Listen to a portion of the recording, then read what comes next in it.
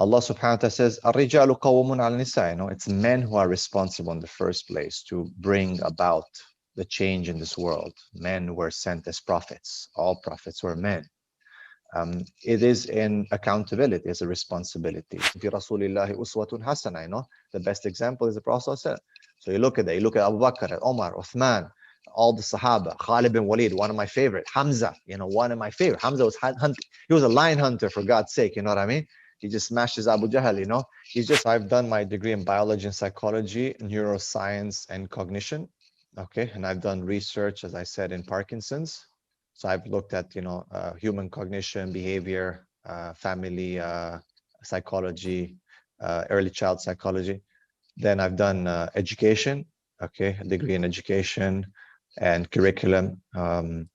Then I've done the bachelor's in Islamic studies, Sharia. Then I've done additional qualification in counseling, in existential counseling, positive psychology counseling. Finishing now a degree in positive Islamic psychology counseling here in Malaysia. Doing a master's also in education from University of Malaya. Inshallah, hopefully finishing up this year in Islamic curriculum and counseling in Islamic schools. And now all of a sudden they took the red pill and they wake up, and it's a reactionary movement. So what they do is they jump on the other side and start oppressing people. They start talking smack, the things that are not good. They start committing sins, and because it's reactionary. See, for Islam, masculinity is not a reactionary thing. So I had a dream one night that and I got stabbed and I died, you know. And then I think that's the one that really, it was so vivid, and that's the one that really pushed me to say, you know what, God, if tomorrow I die, am I really, you know, I know what's right. Why am I hesitating? I really felt this is our dojo here.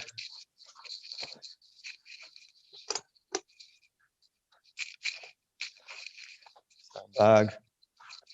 We got, you know. MashaAllah. Wow. So, you know, enough space to spar and everything. It's quite big, alhamdulillah. We have 4 bags. And, you know, like our sparring stuff here and whatnot. So, yeah. That's what's up, man.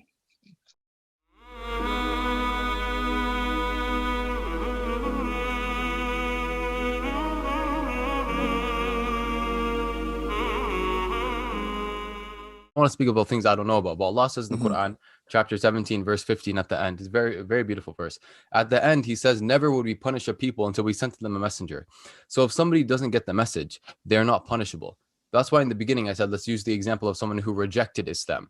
This person got the message of Islam, like Abu Jahl was arrogant and rejected it. They said, I don't want to believe in it.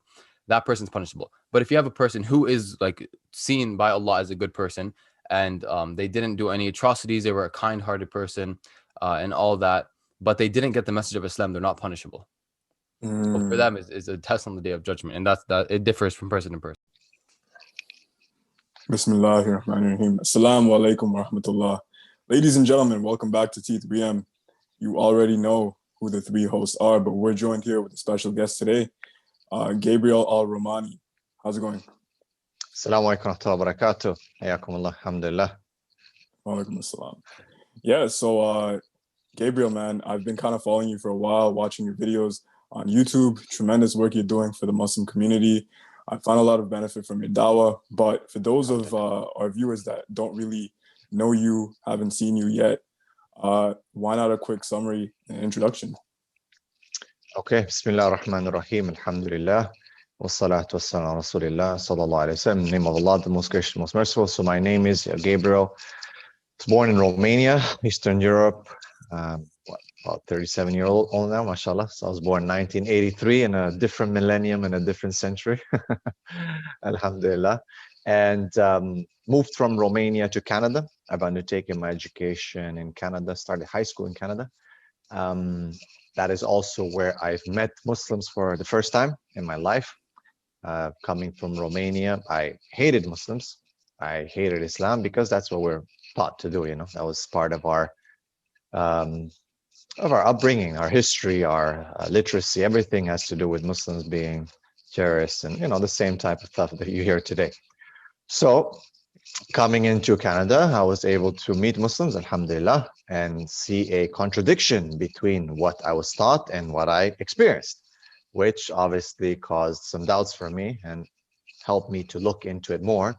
So I embarked on a journey, let's say about 5 years of solid research, praying, very spiritual, a lot of guidance from Allah subhanahu wa ta'ala, where I kind of left Christianity, just praying to the one creator, which I always advise people to do when they seek the truth, to just put everything aside and just pray to their creator.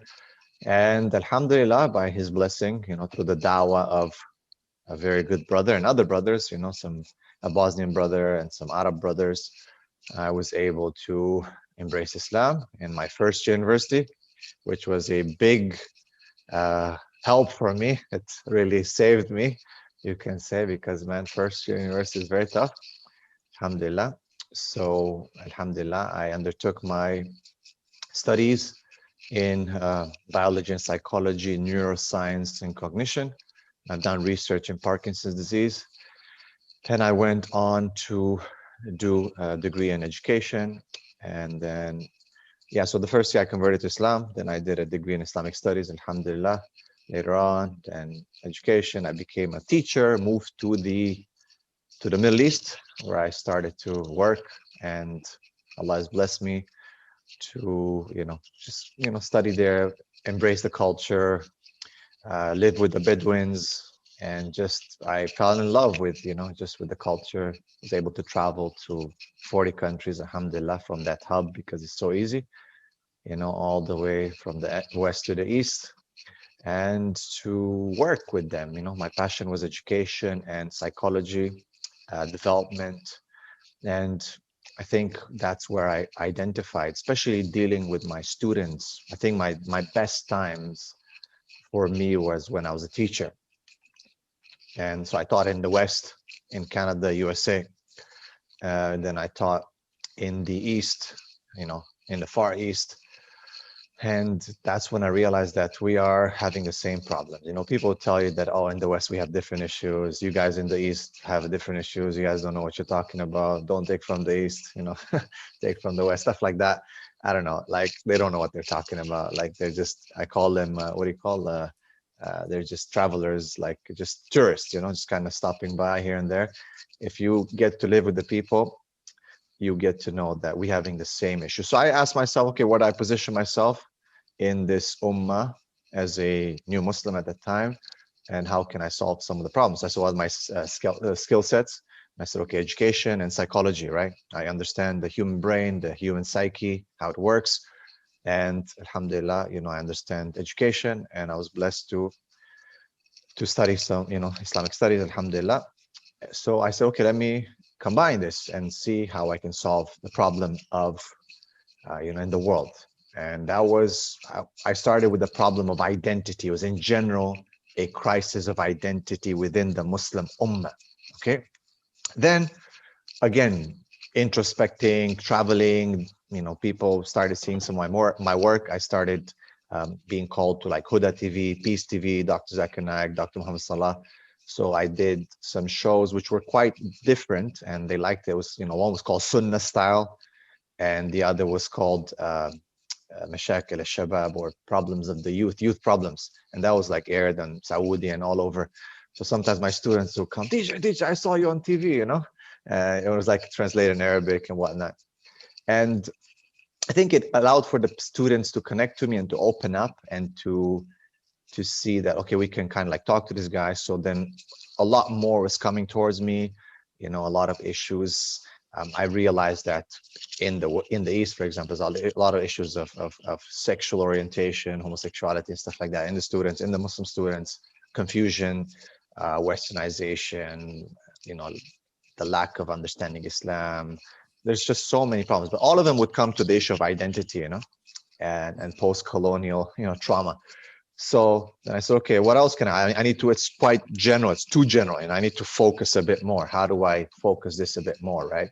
So I was working with, schools and becoming I was a school principal. I became a school principal. So now I was exposed to more issues and more problems within the systems as well, looking at the systems.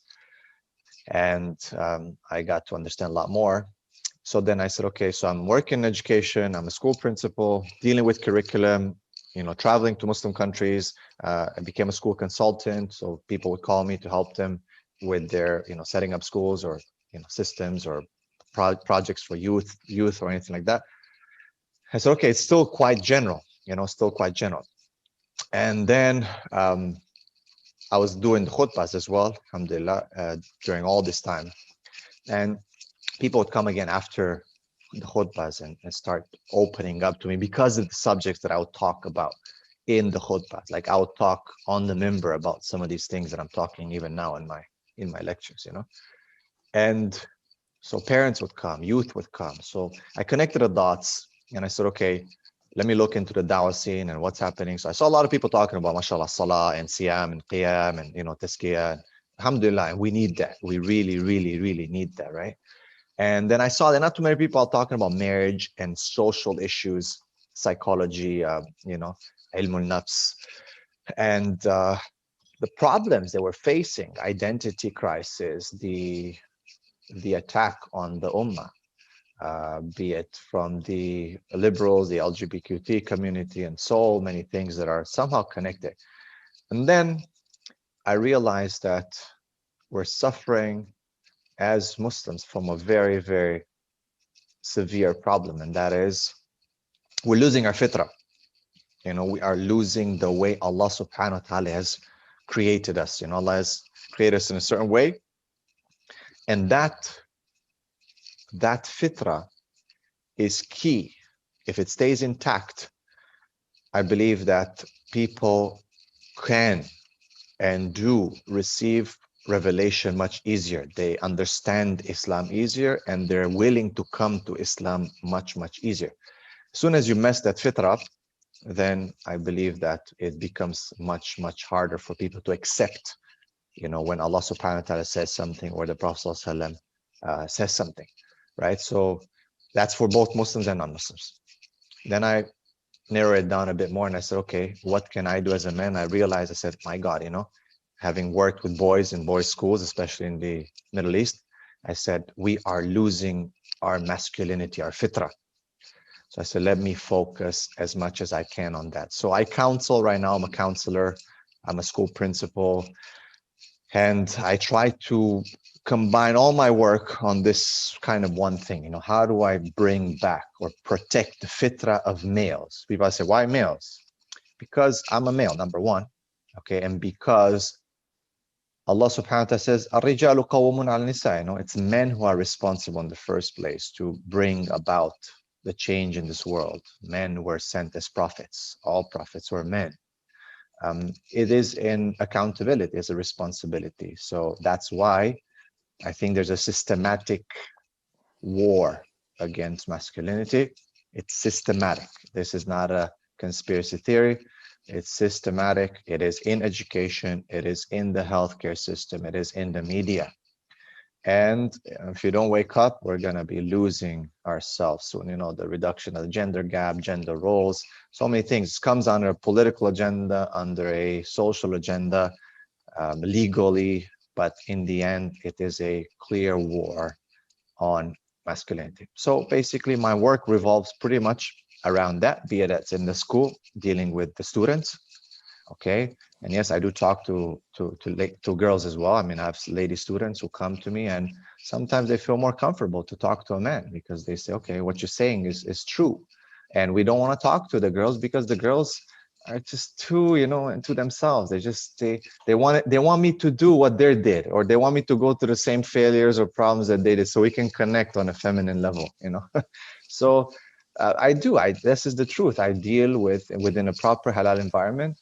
There's a lot of problems. So yes, women will realize that, hey, you know what, this is a problem, and I think we need more of this. So alhamdulillah, so I deal with my students, I deal with parents, and I deal with people from all over the world as a counselor, from all walks of life, all cultures who are Muslim, who need help and support in Islamic, counseling, psychology, to help them understand their fitrah and how to fix any issues, be it deen, be it social and whatnot. And of course, me being a new Muslim, of course, a lot of the people that I come to me are going to be new Muslims, and that's another, kind of, it's a different problem, but yet it's related. I mean, new Muslims, I'm sure for you guys who are new Muslims, maybe any one of you converted to Islam, you know that in the end, your past is quite hard to forget. In psychology, we call it a total past learning history.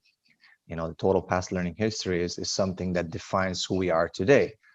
And, alhamdulillah, for the guidance of Allah, and that kind of controls and reshapes, our psychology in the present. But indeed, sometimes, some things you cannot forget. So some of the issues that new Muslims bring forth are not the same as some of the issues that people were born into a Muslim family are, but they're still connected. So alhamdulillah, recently I released my book, Journal of a New Muslim, that deals with some of these things, some of my memoirs and some of my thoughts growing up as a new Muslim, as a young man, because I became Muslim when I was like, 19, 20. It was quite early. And I started researching Islam when I was 13, 14. So that time was a very, very turbulent time, a lot of depression, a lot of anxiety. Like I've gone through depression 3 times in my life, severe depression. So that's why, when I connect to people or I counsel people who have depression, I'm like, don't worry, I know how you feel, So anyway, the book focuses on some of these issues. It's quite a personal book. It's basically my experiences and I talk about masculinity, talk about education, talk about new Muslims, talk about marriage, the difficulties around marriage these days. So in a nutshell, that's pretty much who I am and what I do. I live in Malaysia right now. I'm a school principal for Al-Hamra Integrated School in Kuala Lumpur. And alhamdulillah, I love martial arts. I love to stay fit and working with a lot of men to help them to come back to masculinity, fitra, the Sahaba style, the way that the companions of the Prophet were. That's our standard. So alhamdulillah, it's some great work that we are doing together. And I'm very excited. I mean, every day I wake up and I'm just excited to be given this opportunity by Allah subhanahu wa ta'ala to serve people, to help them and to connect to them.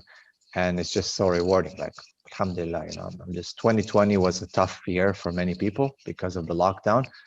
It was just an excellent year for me. And I don't like to rub it in people's faces, but it was just the best, probably one of the best years of my life, I've done so much. It was just so much improvement in terms of it, and my own personal studies, my development, my work, my finances, things like that.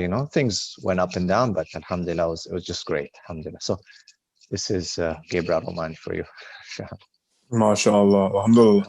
So yeah, man, jazakallah khair for all that. It was a wonderful introduction. So 2 things I want to get out there right now. One, we can connect with you definitely, and we can relate to you in the fact that waking up every day and serving others and spreading the truth, helping the Ummah and helping non-Muslims, it truly is fulfilling and it's rewarding. It's something we're very new into, but we're beginning to see how rewarding it is intrinsically. And the second thing is, I got a quick question for you. So you mentioned you've been a Reaver for 17, 18 years, right? Okay. So everyone has a turning point when it just clicks for them, when they know that, okay, there's no doubt that Islam is the truth. So for you, when was this turning point? What was going on during that? What was it for you? Okay, so as I told you guys, I moved from Romania to Canada. So that was and again, I think looking back at what happened in my life at that time, I feel that Allah subhanahu wa ta'ala, brings us to certain points in our lives. I think every human being goes through this. They have this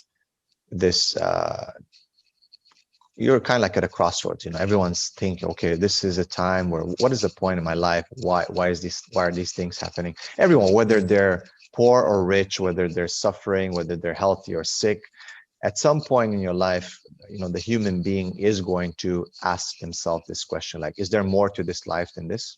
Right?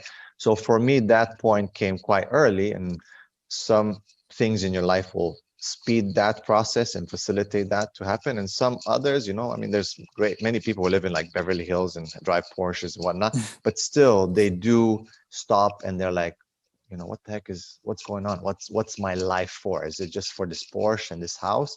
And you see that on media, you see that in, you know, that people do come, even if they're coming from a higher social class. So for me at that time, my parents just divorced.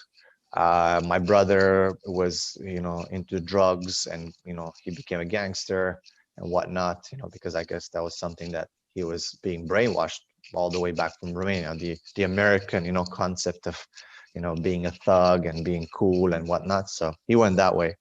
And I was, you know, with my mom, and I was working full time. Like, I mean, 14, I started working full time. Since then, I didn't stop. Like, since then, I've been basically working, you know, day and day and day and day. And it was tough, you know, because we are immigrants. We were new to Canada. And yes, we're white Caucasians, but subhanAllah, it's so weird, you know, like my mom experienced so much discrimination, you know. There's just so much racism and discrimination in the West that is just crazy, you know. People don't understand. Forget about people who are of color, you know. That's even, you know, crazier. People don't understand. So like we had a hard time, you know. I'll be washing dishes at night and I'll be studying in the morning. I'll be working in the factory, you know, in the trash, you know, at night and or after school, and I'll be studying in the morning. So it was quite a tough time. So that time kind of pushed me towards questioning certain things, and meeting the Muslims, you know, helped me to question my background and what I was taught. And Canada being a bit, you know, more of an open country, I started researching, go to library, taking books. I would hide them under my pillow because I was embarrassed, to be honest, and I didn't want my mom to know. Like I was considered a very religious Christian person in my family. Like my mom would come to me as an adult and ask me for advice. You know what I mean? Like she would be like the first person I've ever counseled, you know, like proper counseling. You're talking about like a 2-year, you know, session with her when going through my father's divorce, you know, where I would walk her to work, holding her hand, and walk her back home. So it was a tough time, and that time made me think a lot. And it was that time when I abandoned Christianity because I realized that it was not the truth. I was going to a Christian school, a Christian theological school, discussing with the priest, discussing with the religious teachers, discussing with the Muslims on the other side. And basically I just said, okay, this is not it. This is not it. I'm not yet going to jump into Islam. So I started studying all kinds of different religions, but I knew that that Christianity is not it. I knew that God exists, no doubt. I mean, really, you have to be a fool when you look around in the world. Just simple. Just look at the sunset and the sunrise, that perfection of that system, to think that there's, you know, that there's no creator or something like that. It's just, there's no way. There's no way. So that was not a doubt in my mind whatsoever. And I think because I was coming from that spiritual background, Christianity, I was praying a lot. And while doing the research, while talking, and of course, this is not necessarily, this is quite subjective, but Allah subhanahu wa ta'ala was like guiding me.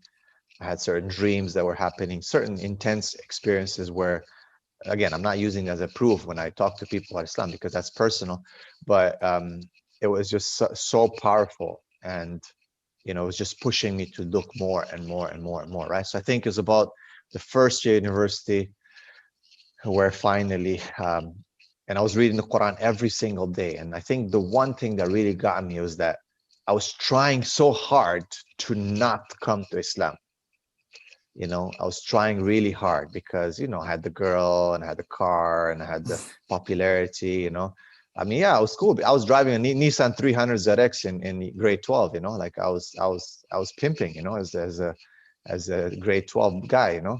I was, you know, I was in the newspaper. I was playing football. I was a, you know, superstar in the soccer team, and you know, I had a girlfriend. My girlfriend, her father was a promoter for boxing from Prince Nassim Hamed, you know.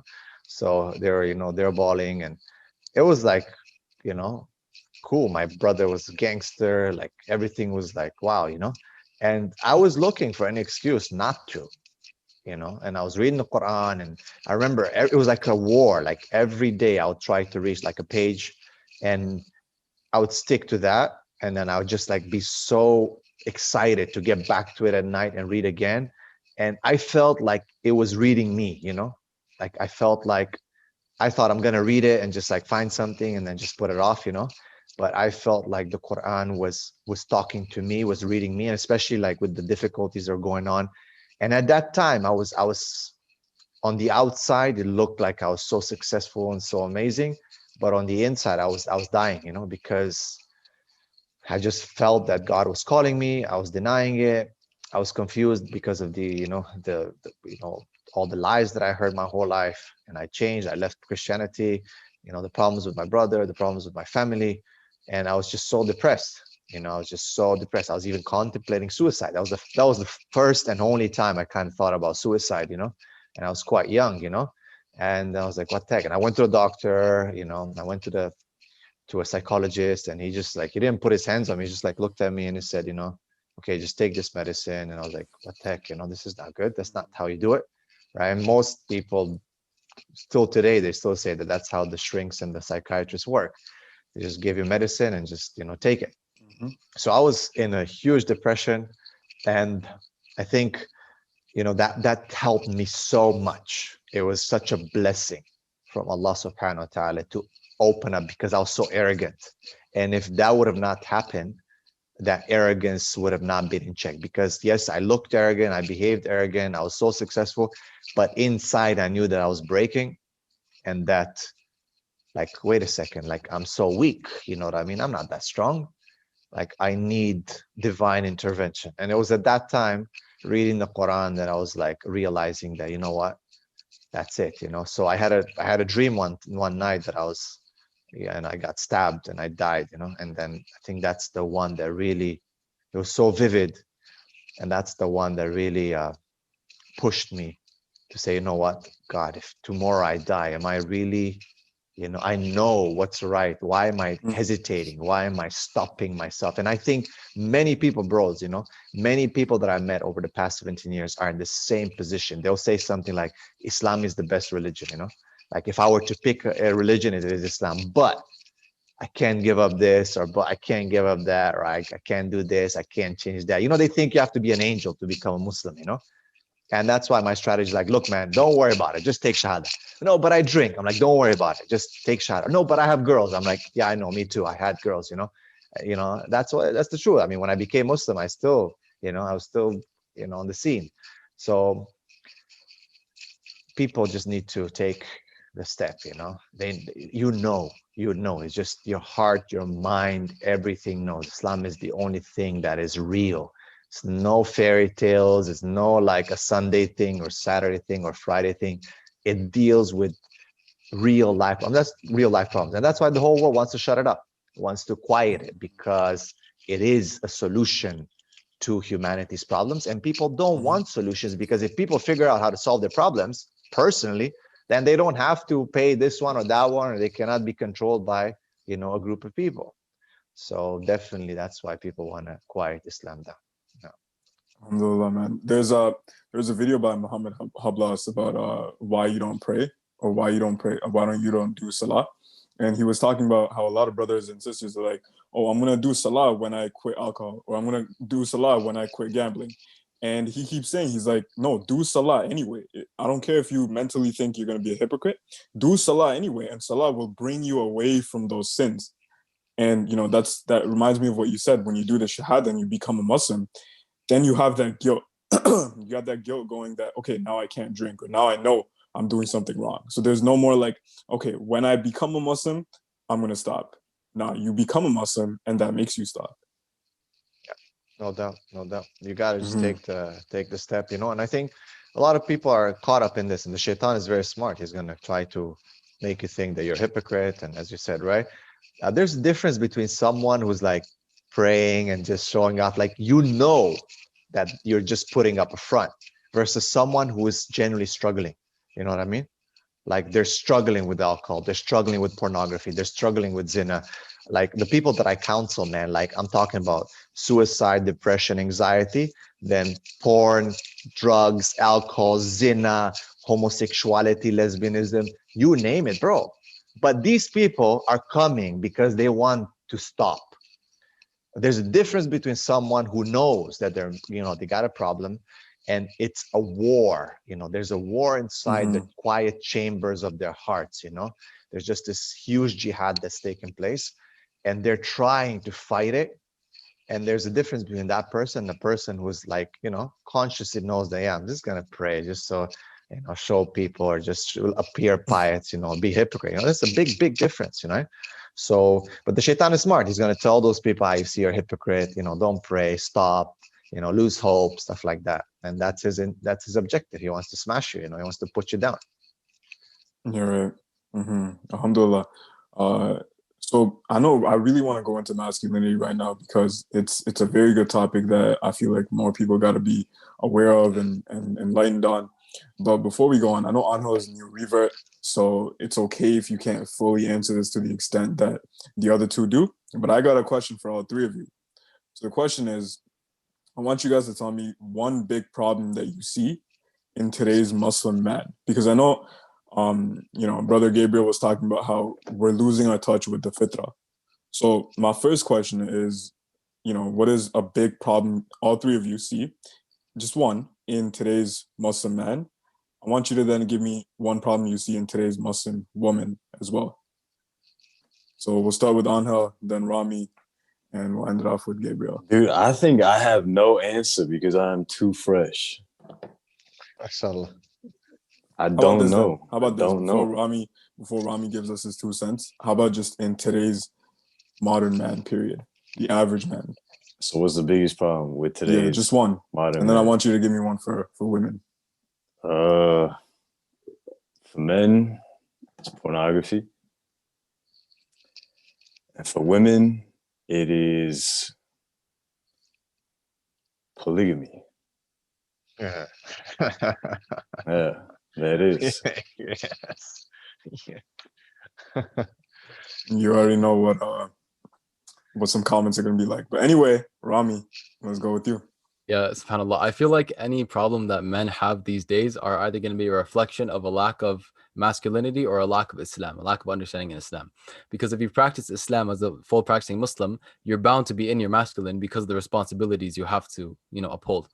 So those are the root causes. But a lot of the time, one of the biggest problems I see with men is, one, complaining about issues, and two, forgetting they are the problem solvers, right? Because I see a lot of men complaining about what other men do and about what women do, and they become kind of black-pilled, and they don't understand that, okay, you're looking at the end result, right? The issue starts here, and here's what you could do to fix and better your life.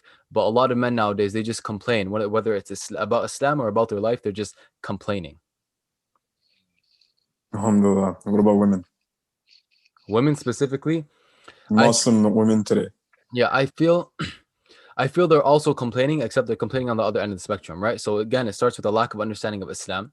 And two, I feel like a lot of them are blaming men for problems that they're unwilling to accept as women, right? And a lot of the time, like the whole discussion of mahr, right? It is there to protect a woman, it is her right. But they forget something like it's supposed to be light. It's sunnah to keep it light because it's supposed to protect you, but it's not supposed to, murder the guy. It's not supposed to put him in financial debt. He's supposed to support you, right? And so on and so forth. But I feel like the issue is, the reason I said men is because a lot of the time women's issues start with men. Because as men, if all good and bad things start with us, that's a problem women have as well. And a lot of the time there is things like domestic abuse from men. But if a woman, a lot of the time, this is what we talk about. If a man's not in his masculine, the woman's not going to be in her feminine, right? So again, even then, it kind of starts with the man as the leader. But again, women are held accountable, and it's hard to summarize it. But it goes back to, I think, feminism. Them trying to be the man is a big issue. Alhamdulillah. MashaAllah, man. He's the youngest one of us, and looks like he's the most woke so far. No, I'm just playing. And then Gabriel, I want to hear your opinion on it.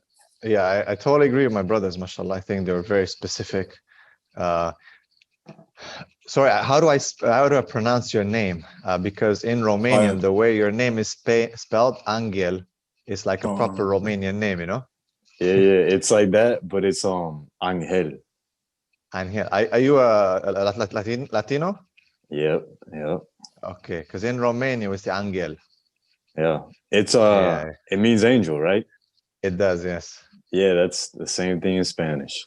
We got Yeah, a whole lot of peeps pronouncing your name. Angle. We got Astaghfirullah. Angel. No, We got a no. lot of different ways, bro. Angel, Angel. So just for Yeah. everyone right now, PSA to Anhal. It's actually a cool name, yeah. Okay, so I totally agree with you guys. I'm gonna be a bit more general. Like I think for both, and in my counseling, I always say to couples, if you guys can fix these two issues on both sides, then everything else can be solved. Number one is the issue of aqidah. You know, I think people don't understand. That's tied to what Rami said, like knowledge. You know, and people don't know. And you know, aqidah, people think it's like, okay, let us discuss and debate certain things and this and that. It's very theoretical. No, aqidah is so much more. A lot of it has to do with practice, you know. So you believe something and then you implement that, you know. إِنَّ الَّذِينَ آمَنُوا وَعَمِلُوا الصَّالِحَاتِ, you know. Like Allah subhanahu wa ta'ala keeps going back to that. In those who believe and do or practice the righteous deeds, right? Just the concept of salah. People say, I'm praying. No, Allah subhanahu wa ta'ala throughout the Quran doesn't say, you know, wasallu or sallu, okay? Usually we say waqimus salah. You know, there's an iqam of the salah, there's a system of implementation, right? So I always say, if your aqidah is correct and you implement it, you understand who is Allah, you understand your deen. As you know, as Angel said, it's like, you know, then you understand Allah is watching, you understand issues of responsibilities, you understand the sisters, yeah, they'll have jealousy, but they will submit in the end, right? Because this is the thing, Islam is submission. It's not about like, yeah, everything's going to be fine and dandy. It's about submission. You push yourself, you work yourself to accept the rulings of Islam, you know what I mean? And slowly you do internalize them, and slowly becomes part of it, right? People think it's just, okay, you just make the transition so simple, you know, move from here to here. No, it takes time, right? So I say the number one thing, again, aqidah. Number two, it's sex. Okay, it's sex. And I always tell couples, if sex is good, intimacy is good, so aqidah, you guys are compatible in deen. So the man his deen is good, the woman, her deen is good, alhamdulillah. If intimacy and sex is good, and men don't need to go to pornography, women don't have to worry about, you know, other stuff, things are okay, you know. So actually, subhanAllah, 17 years I have of counseling and dealing with couples, and if these two things, the couples are compatible and they can fix these issues, every other problems, family, this, culture, that, job, money, mahar, this, that, in the end, all these things can be solved.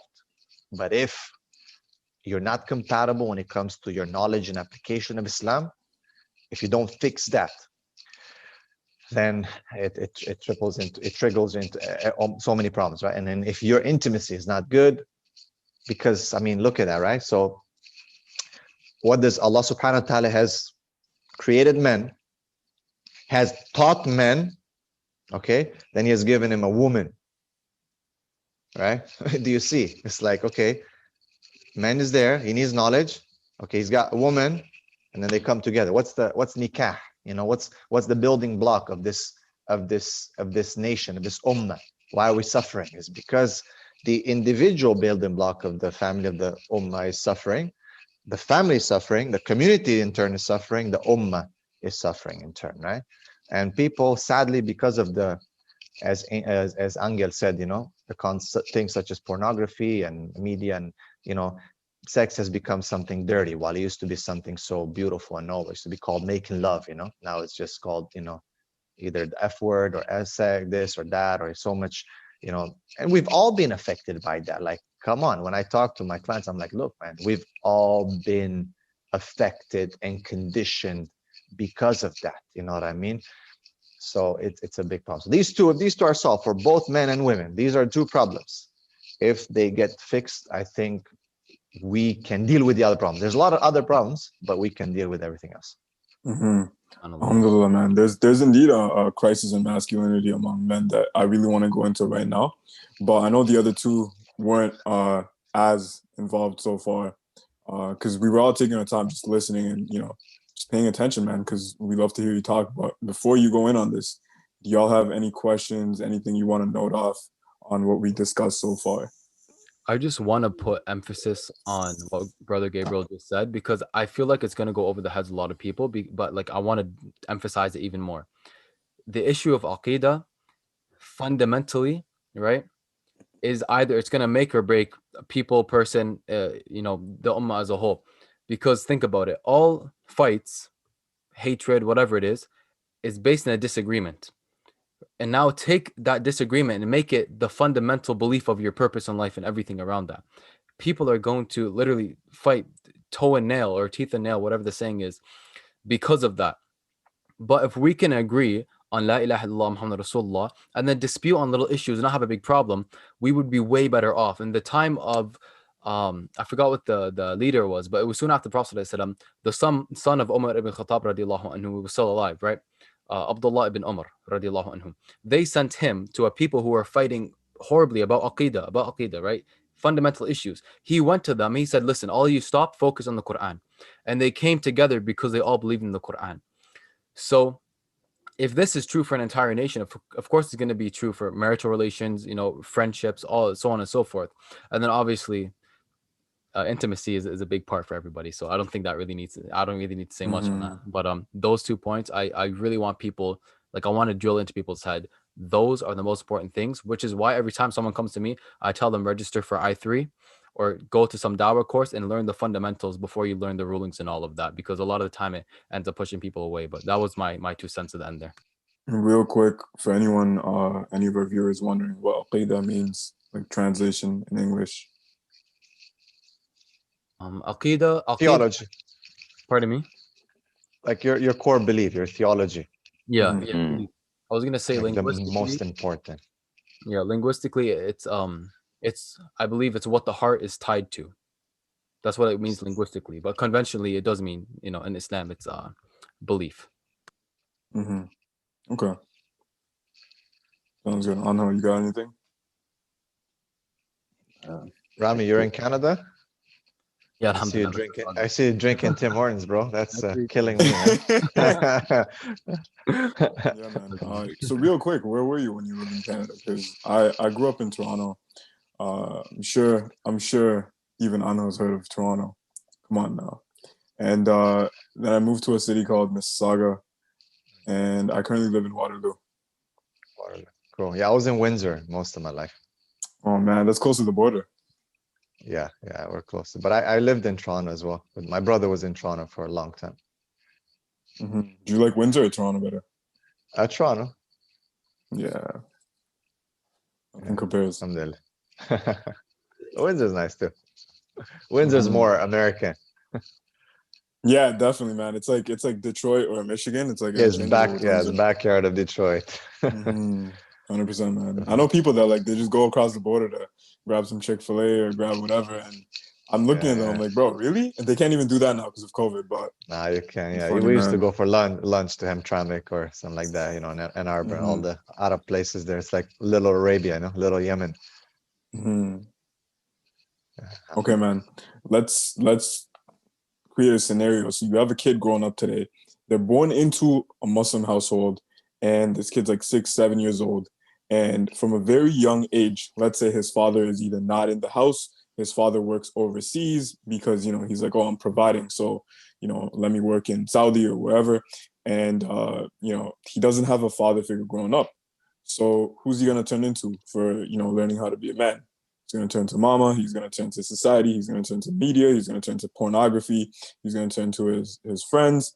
And let's say he's 18 years old now, and he's pretty much the opposite of what Islam would have wanted him to be, the opposite of what a real man as a father would have wanted him to be. And there's a lot of issues. We can talk about, how he got there. We can talk about, what we can do now. But the main thing I want you to answer right now, before we go into this, is as a father, what are the main things that people are slipping on today that we're not being mindful of anymore? Okay. I think there's a big misconception when it comes to the world today and the way they look at parenting, and specifically the role of fathers. And I think, again, you guys can disagree with me. I'm going to bring my proof and my evidence, right? You guys can disagree. We don't all have to agree. And I know that, checking the comments in my videos, a lot of people, they'll try to attack me, and I'm sure people comment on this video as well. No issue. Alhamdulillah, it's okay. As long as you can back up what you say, then it's okay. Let's put it out there, right? And let the best argument win. And I think that's something that we don't have these days anymore. But anyway, I think there's a big misconception, because see, a child is not raised by a father and a mother. A child is raised by a community. Okay, and there's a old proverb, right? They used to say you raise a child, the village raises the child, And you look at the life of the Prophet ﷺ and the Sahaba, again, that's our standard. We go back to it. When people come and say, yeah, but this study says this, and so-and-so said that, I'm like, yeah, but have you actually done any research yourself? Do you know how research comes to be about? You know that you can fudge studies, and depends, many different companies will pay for studies to be made in a certain way and whatnot. So be careful with that, just because something is researched or put out as an article is not the revelation from Allah subhanahu wa ta'ala, So be careful with that, right? I challenge researchers, okay? Because going back, so can a child who is raised without a father be a strong male? Yeah, it can, because Imam Bukhari was raised by their mother, What was the difference? There was a community around them. So his mom could point out. So she used to put imama on Imam Ahmed and send them to attend the lectures of somebody else. He says, look from his khuluq. Thousands would attend the lectures of different scholars. And Imam Ahmed would be dressed as a little sheikh going to and his mom would tell him, And there's many things you can see, like he's walking by himself. He's being exposed to different things. I used to walk to school 4 kilometers one way, when I was growing up in Romania. And that made me who I am today. Today, we won't even let our kids go out in the backyard, man. Like we're so scared, right? It's crazy. So yes, a child, if the community has males who are strong and that can be good examples, be it the imam of the community, be it the neighbor, be it whoever, right? And people work together, and that's the concept of an ummah. وَتَعَاوَنُوا عَلَى الْبِرِّ وَالتَّقْوَى. There's ta'awun. You collaborate. The problem is we don't have that, right? So then what do we just like smash the Muslims and then say blame the man and all that? No, we need to fix the problems from where they need to be fixed, So yes, can a boy be raised properly? He can, if there's a male figure and many male figures in the community who are real, and the mother can point out, as well as going back to my initial problem that I said, if the woman has a proper aqidah, she's not going to be sitting around the house and saying, your father is not around. I feel so bad. I'm crying. He's such a bad man. He left me alone. Because women do that. Whether they like it or not, they're going to be crying their heads out and whatnot, and letting the kids hear and see that. So what happens is, in those formative stages, the kids start developing this hatred of masculinity, this hatred of their father figure. Okay, I just gave you the example of that sahabiya, that woman who her husband came from jihad, and her son died that day, and she put him in a room, and she dressed up for her husband, and fed him, and he asked, how's my son doing? She said he's sleeping, which is true. She didn't lie. He was sleeping. He was dead. Okay. And she made love to him that night, and she got pregnant that night, and only in the morning she told him, right? Because she had aqidah. She understood that I'm not gonna like crash down. My husband has been missing for 2-3 months, establishing the deen of Allah, and now he comes home, knocks the door, the first thing I do is jump on the floor and crash down. You know what I mean? So because they had aqidah, they understood. So women will be rubbing into the face of the kids, they'll be using the kids. A proper woman who understands her deen, she's gonna understand that, okay, my husband, he might be in Saudi or something like that. That's another thing we can talk about, men going and working overseas. The reality is, though, that a lot of the Sahabas were missing for long periods of time from home. This is the truth. And one of the sheikhs actually did a study on how much was the Prophet ﷺ actually spending with each wife, keeping in mind his military actions, his travels, and so on. So, Okay, again, the West today, we ourselves are conditioned to, oh, the man has to be like, at home more and this and that. It's not like that, man. It's not like that. I'll tell you why it's not like that. Because the Prophet ﷺ didn't do that. And still, those Sahabas were the best. And many of the Sahabas who were raised within, like Abdullah bin Omar, he was quite young, Abdullah bin Abbas, Abdurrahman, and many others who were young and who were raised and who were even born in Medina, some of them. So we do have that generation that was, had the tarbiyah of the Prophet, the tarbiyah of the Sahaba, being raised. So, and they were the champions who brought the deen to the rest of the world after the Prophet, died. These were men, but they saw men and they were taken care by men, right? And their wives, their mother didn't, rub it in their face that your father's a bad man and he's not here, and crying all the time. Mama, what's wrong, mama? Are you crying about daddy? And they're like, no, but he left me. Oh, I don't know if he's coming. No, you could say, your father is a real man who's establishing the deen of Allah, is providing for us. You should be proud of him. Okay, that's a different conditioning. If he hears that at 7, 8 years old, when his mind, his ID, his ego is still changing, neuroplasticity, the mind is slowly growing, the connections are being strengthened. So he's growing up thinking his father is a superhero who is working for the sake of Allah, who's providing. Well, why? How do you have a roof over your head? Because your father is breaking his back. How you have this and that? Because your father, maybe he's not the perfect guy. Look, Zubair and Asma, they divorced. They had issues. Many of the Sahaba, the Prophet divorced. The Hafsa. I mean, there was problems. Don't think it was Jannah on earth. I don't know why people expect that it was Jannah at the time of the Prophet. It was not. I think we don't study the seerah. We pick and choose. Our imams give us the cute stories on, the things that can make you laugh and joke and this and that. People don't study seerah and hayatul sahaba in depth, or, sadly, it's not like that, because, oh my God, you have to be politically correct and you have to be careful. But in reality, bros, I think if we go back to that issue, if the woman is playing her part and she highlights the achievements of the husband in the eye of the child, whether the husband is there or not, it's not about quantity. It was always about quality. The Prophet ﷺ, subhanAllah, when Ibrahim was dying, he was not in the house yet. He had to be called. So he had to go. He was already doing his thing. So yeah, he did. He cried, he this and that. And then life kind of moved on, right? And no one held it against you. His wife didn't say, oh, you were not in the house. My child was, passing, right? SubhanAllah, like things are happening, you know what I mean? So it depends on how we look at our situation and what do we highlight. So if a woman is going to highlight that, oh, my husband is away and I'm suffering, I'm crying, then yes, the child will grow up with trauma, emotional trauma that's going to be inflicted there. It's going to hate masculinity. A lot of them turn to homosexuality because they hate that concept of a true manly man. Okay, so then they go to like, oh, I feel like I'm a woman. I feel more feminine, more in touch with my femininity, And a lot of the guys who are raised only by mothers around sisters will feel that. Okay, it's not about quantity, guys, it's about quality. When that man shows up, whether it's, every week, whether it's, mashallah, every 2 days, whether it's once a month, and the woman looks in awe at him and says, mashallah, my husband, may Allah bless you, fear Allah, give us halal. Guys, line up, respect your father, kiss his hand, okay, respect him, this and that. The guy sits with them, not like he's going to go on his phone, and he's going to sit with them, he's going to love them, he's going to kiss them, he's going to put them on their lap, he's going to wrestle with them, he's going to spend the time that he's there with them, he's going to throw some boxing, throw a baseball, whatever, like that's going to count, you know what I mean? And that's going to leave a huge impact. And when the son grows up, he's going to say, my father.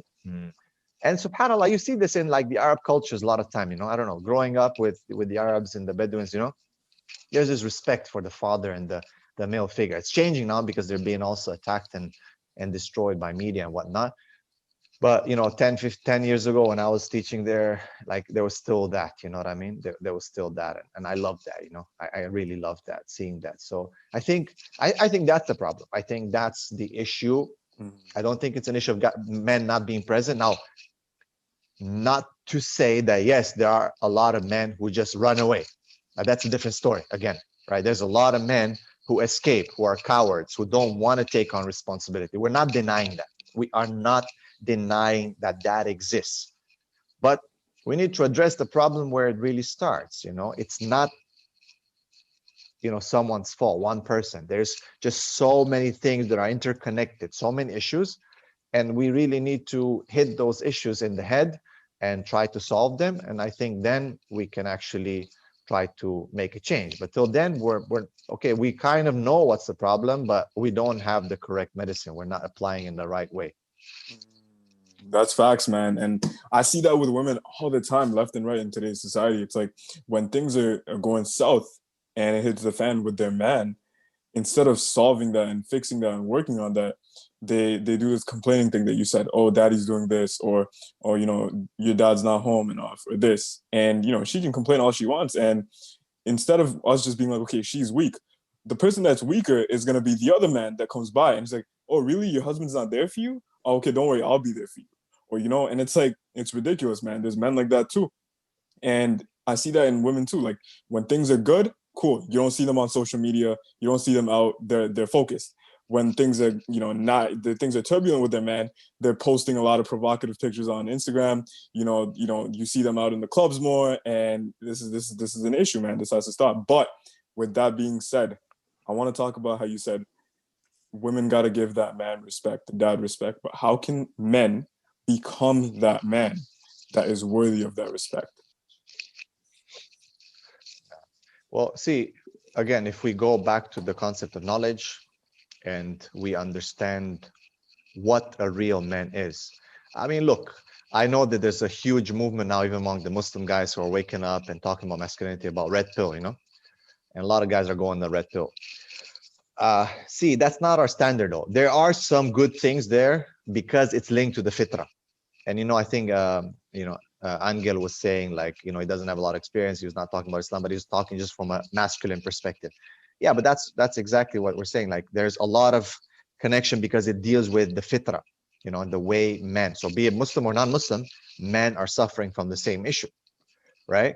So yes, the red pill has some good things in there, and but for us as Muslims, we fine-tune things because of the revelation, because of the fitrah, with link to the wahi, to Quran and Sunnah. So when we want to establish what is a real man, that question is, who is a real man and what is a real man? Well, then we need to look at the Prophet sallallahu alaihi wasallam, right? Because yes, the Prophet sallallahu alaihi wasallam was masculine, he was strong, he was a person who was in shape and so on. But at the same time, he was in very much an emotional person. There's hadith where he cries that his beard is wet. There are he's protecting the women, the orphans, the children. This beautiful hadith where this little girl takes his hand and walks all over Medina with him and just complaining and telling him things. I mean, he was a proper outright gentleman. But yeah, and you see sometimes some of these guys when they go into like masculinity, women are this and women are that and trash, and we just use them and throw them. And some of the Muslims are getting into that, you know what I mean? Mm-hmm. Because they've been their whole time, 10, 15 years, whatever, they were, not men, they're boys. And now all of a sudden they took the red pill and they wake up, and it's a reactionary movement. So what they do is they jump on the other side and start oppressing people. They start talking smack, the things that are not good. They start committing sins, and because it's reactionary. See, for Islam, masculinity is not a reactionary thing. It's not something that you wake up to. It's something that you have to get your tarbiyah in line with. We have to put it into our, curriculum. You have to put in education. Our parents, the men, have to understand. And it goes back to knowledge again, knowledge and application. So you look at the Prophet ﷺ, like لَقَدْ كَانَ لَكُمْ فِي رَسُولِ اللَّهِ أُسْوَةٌ حَسَنَةٌ. The best example is the Prophet ﷺ. So you look at that. You look at Abu Bakr, Omar, Uthman, all the Sahaba, Khalid bin Walid, one of my favorite, Hamza, one of my favorite. Hamza was he was a lion hunter, for God's sake, you know what I mean? He just smashes Abu Jahl, he's just proper, alpha, But these men had ethics and standards. They had morals. They were not gangsters, you know what I mean? They were not like oppressors. They were people, when you would say, ittaqillah, fear Allah, like they would faint or something like that, you know what I mean? Like they were people who internalized the fear of Allah subhanahu wa ta'ala, but it didn't make them weak. Today, you find the imam and the sheikh and so on. oh brother, I'm very humble, brother, I'm very pious, this and that. Yes, mashallah, praying and knowledge, but when it comes to like someone, boo, like, oh, like they cannot stand up. They cannot stand up against oppression, and that's why we're all backing up. Sorry, like you're right. So something happens, and they chicken out. You know what I mean? And that's why our Muslim communities are being changed so fast, because some of these brothers who are in responsibility, they're not saying, heck no, man, this is my limit. You're not passing by. You're not passing by me. Oh, why? You think you're so cool? No, it's because there's a responsibility. Inna aradna al-amanata la-samawati wal-ardi wal-jibal. Allah subhanahu wa ta'ala has given this amana to everything, and everyone refused. But human beings have taken it. So if you cannot do, if you don't have the strength, then step down.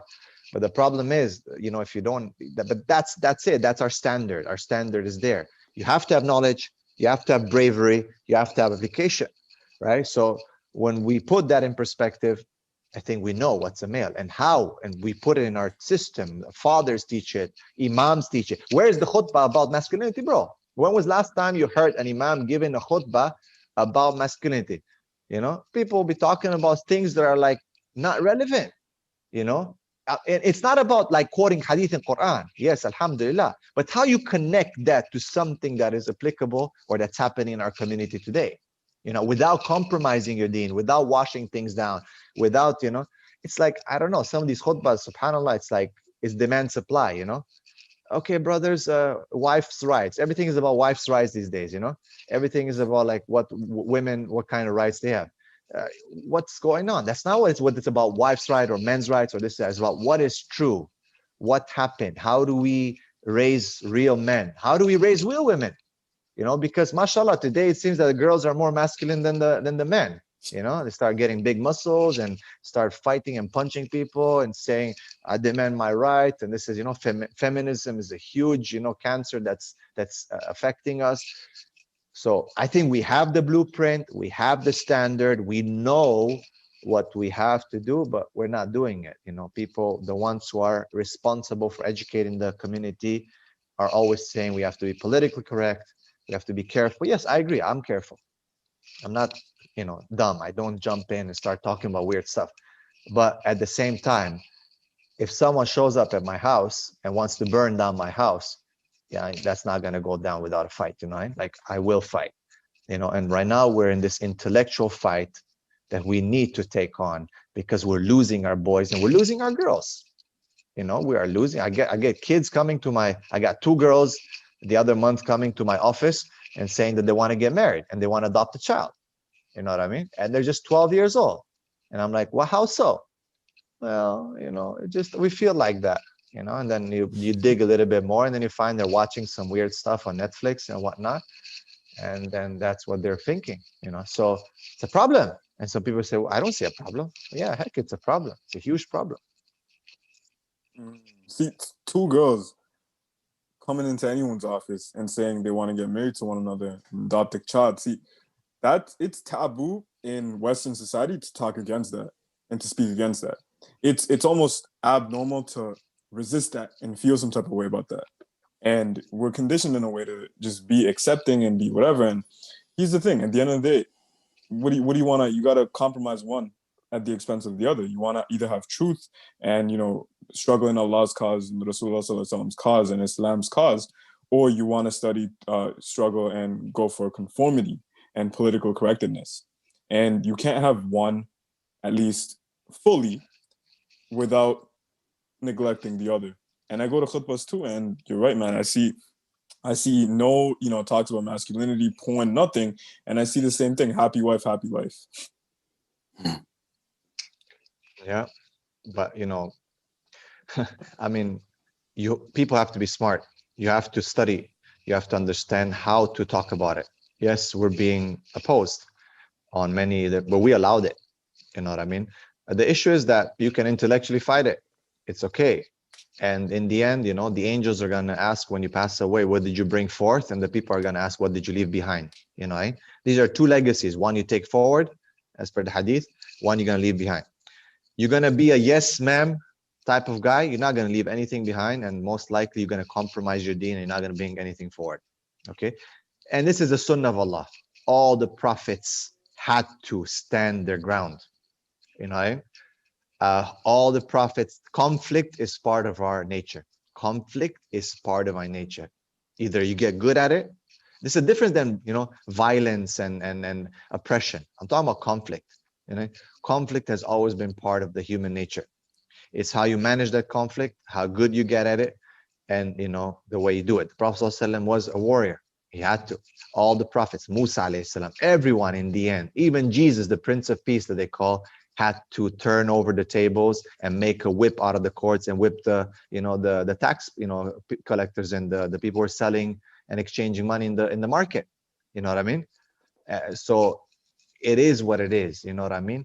So when these people come, if we are weak and cowards and we give up, we will pay in a currency that's very expensive, and that is our children and our iman. And you see it right now. I'm not worried, because I don't say let's kill this or let's do that. No, you don't call to that. That's it. We're intellectually fighting you, you know, and we will, you know, and that's just the way. Alhamdulillah, people are waking up. Alhamdulillah, many women are waking up, and, you know, they start saying things like, you know what you guys are talking about is very important. It is, man. All it takes is, though, for someone to stand up there and just speak the truth, and people will wake up. And those who don't, then that's their business. You know what I mean? But people do wake up. People do. People start with like, I don't like this. I hate this. Okay, makes sense. I think I need this. I want this. 100%, I agree with you, right? And that's what happened. Like, I used to get crazy heat when I put out the polygyny series. I know Angel was talking about polygyny, you know? When I put out my polygyny series, man, that was like, I almost lost my job, man. I got a warning, you know? I got a warning letter from the board of directors, you know? And I'm in a Muslim country, in a Muslim school, okay? I'm in a Muslim country, in a Muslim school. I got a warning letter signed by the chairman of the board of directors saying that I'm causing fitna. And I'm like, okay, so wait a second. So your sons and daughters going to Thai massage places, getting, you know, finishing massages is not fitna, right? And all the prostitution that I see around in your Muslim country is not fitna. But me talking about how there's a solution to this, you know, promiscuity, and it's called polygyny, it's a fitna. And this, you're a Muslim. I can understand if it's not Muslim, but you're a Muslim, right? And then with time, you know, sisters were attacking this and that. But then after quite some time, I started receiving messages. You know what? I got so upset at the beginning. I was fuming. I was throwing things in the house. I was just gonna, you know, if I could see you in front of me, I'll probably stab you or something. But after watching all this series, I gotta say, I agree with you, you know? So people will change. People change because the fitra, you know, is flexible. If we're being attacked from one side and these guys are pushing their agenda, then we will be pushed down. If we pull them up towards the truth, then people come. People come. Yeah. Mhm. For anyone watching this right now, that's you know, let's say they're in their teens or they're young adults, you know, in just early adolescence, 12, 13, 14, all the way up to 18, 19. They're probably still living at home, you know. They're just learning how to, you know, get in touch with their fitra, get their iman right. What are some biggest pieces of advice you have for them? Okay. So as I said again, I'm going to go back to the same issue. Number one, you need to seek knowledge. Like, you need to seek knowledge, contextualize knowledge. You need to study the life of the Prophet specifically. Okay, if people are just teaching you how to recite the Quran and just tajweed and don't understand anything from Islam, then it's a big problem, man. Alhamdulillah, Allah has blessed us to not study like that. We studied by understanding, you know, contextualizing. Sirah was a big part, a huge part of our, you know, curriculum, and, you know, tying the ayat of Allah to those incidents, it really made a huge difference. So number one, knowledge. Number two, you got to build courage, you know, and you will not build courage if you're comfortable. Okay, I'm not saying some people, hey, you have some financial issues, maybe you're living at home, this and that can be a strategy. It depends on where and what's happening in your life, you know what I mean? I'm not necessarily going to look down upon it, because some people are suffering, some people are strong, this and that, but just life circumstances, problems, and so on. But you know, you don't be sitting in that bed, waking up at 12, 11 a.m. every day and so on. Get your back up, make sure you have discipline. Islam teaches discipline, like the concept of salah, salatu ala waqtiha, or prayer at its time, as the Prophet ﷺ said. This teaches you the greatest lesson of discipline. Things have to be done within a schedule. So wake up in the morning. I would say that's my greatest advice for a man to become a real man. Wake up in the morning early. Do it day in and day out, okay? That's number one.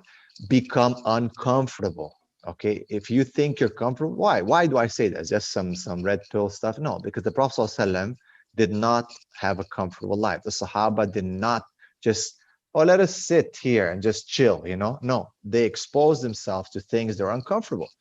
When you're uncomfortable, you grow. When you're comfortable, you get fat. It's very simple. It's very simple. Okay, when you're uncomfortable, you have to figure out ways to get out of that situation. You start thinking, your brain starts working differently. You look from different angles.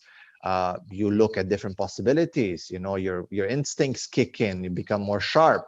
Okay, so become uncomfortable. Okay, get into martial arts, get into combat, learn how to fight. Okay, it's a big thing. All the Sahabas, I keep repeating this, every single Sahaba knew how to fight except for one.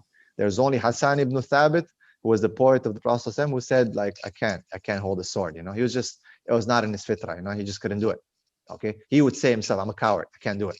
Okay, but he was fighting the jihad of the media. He would be hitting the propaganda. All right. But all the Sahabas, man, that we love so much, you think about Abu Bakr, broke a few swords, okay? Uthman, he fought, Omar Khattab was just proper, combat. Mm-hmm. So all of them were tough, man. You know what I mean? So there's a difference between combat and knowing how to fight and violence. Violence is something where you're uncontrolled. You have no control of yourself. Allah subhanahu wa ta'ala teaches us how to control nafs. And the Prophet said, is not the one who does you in wrestling or who beats you in wrestling, is the one who holds his anchor. That's a strong person, right? So we put all these things together. You connect all the dots, take the hadith, not out of context, but put them in context. And you understand that it's about a skill that you develop to become strong. So I advise people, again, wake up, be uncomfortable, learn how to fight. Invest in yourself. Invest in yourself. Allah says, Ya ayyuhalladhina amanu qu anfusakum wa ahlikum nar. Save yourself first and then save your family from hellfire. Invest in yourself, okay? Mm-hmm. You have to learn. You have to develop. Watch what you eat. Watch your clothes. Take care. Be clean. Care about your look. Groom yourself. The Prophet said, Allahu jamil wa yuhibbu jamal. Allah is beautiful and loves beauty, okay? وَأَمَّا بِنِعْمَةِ رَبِّكَ فَحَدِّثْ. You're supposed to show the ni'mah of Allah subhanahu wa ta'ala on yourself. Allah is, as the hadith says, He's happy when He sees the ni'mah, His ni'mah on His abd, on His servant. Invest in yourself. Don't let this, these women tell, oh, he's a narcissist. You keep hearing today these women throwing, this whole word narcissism. He's a narcissist. If a man now, he cares a bit about himself and he pays some attention to himself, all of a sudden he's labeled as a narcissist, And then when the guys are fat and ugly, they're like, oh, he doesn't take care of himself. I want a handsome guy. I want the Ertugrul. I want the Turkish drama guy, who's a pretty boy, whatever, Like, come on, man. Like, get real. Like, let the guy take care of himself. You know what I mean? So guys should be handsome. They should take care of themselves, should invest in themselves. And when you develop as a real man and you have the knowledge, the strength, the courage, and you risk and you're not fearful except of Allah, it benefits everyone in this world. It benefits the women. It benefits the children. That's the problem. We're suffering. We don't have real men. It's true. There are a lot of bad men out there who are abusing, who are cheating, who are running away from responsibility. That is true. Some of us were like that, maybe. Some of us have woken up. Some of us are coming from that background. And we know that lifestyle. And alhamdulillah, alladhi hadana lihada. Praise be to Allah, guided to this, But this is the reality. Yes, there is a lot of bad men.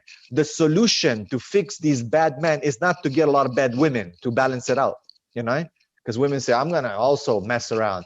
Feminism and all these reactionary movements. Oh, okay, no. The solution is to fix the men, to fix masculinity, not to reduce it. the solution is to go back to the Quran and the Sunnah. This is what the world needs. You know, the world needs more real men. 100%. I mean, Dude, so real and quick, just hold yeah, hold go up. on. Just to add on to that, I think that not only is it super important for men to start taking care of themselves and other men, because I mean, masculinity in and of itself is super important, but you outlined the importance of the feminine role as well, the femininity, and how like women play a huge part in this too, because at the end of the day, it's a cycle where it's like if you have a man who's a bad man, he's toxic, and then he does a woman dirty, well then now she's going to become toxic, and then she's going to treat some other guy who maybe he wasn't a bad man, maybe he was good at heart and like he was actually a good man, but then she does him dirty, and then now he becomes toxic, and it just keeps going back and forth, back and forth. So it's both, it's the man and it's the woman, like you said in the beginning, like both of them have to be worked on. No doubt, no doubt. I mean, look, problem with women, that they're not feminine anymore. They're not taking care of themselves. They're not acting feminine, as Angel said. You know, they get through a bad experience and then they try to pay it back to the other guy. I mean, I cannot tell you how many cases I have where, you know, the woman just makes sure that she smears the guy's reputation. Now with social media, it's so easy to just push it out there. Oh, Sheikh so and so, or this guy so and so, he did this to me. Here's a picture of our chat, and here's this and that. Let me smash his reputation, whatnot. How many women call the police and whatnot, and they say, "Oh, he hit me," or something like that, or they use the kids, or you know, oh, when it comes to their benefit, they use the Islamic, rant, right? When it comes to it doesn't work that way, then they use the non-Muslim law, you know. So many problems, bro. Like, I mean, I think just yesterday a sister contacted me from the UK. She's a social worker, and she's putting up, and I'll share it with you guys, the link. She's putting up a conference. It's called something like bitter ex-wives. She's a woman and she's working with women, and she's like, I see this vengeance in women, that they have to like revenge, and it doesn't matter. It doesn't have to be the same guy that messed them up. They just need to go for any guy to just, you know, smash him. And she said it's such a big problem because they're destroying lives. You know, bitter ex-wives, bitter, sisters who are attacking men and making a point to destroy their lives because they had a bad experience. You know what I mean?